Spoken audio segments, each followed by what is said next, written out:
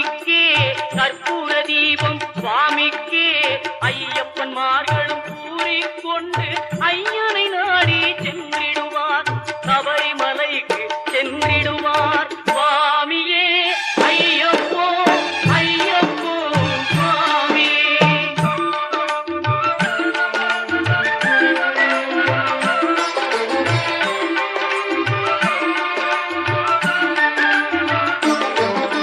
கார்த்திகை மாதம் மாலை அணிந்து நேர்த்தியாகவே விரதம் இருந்து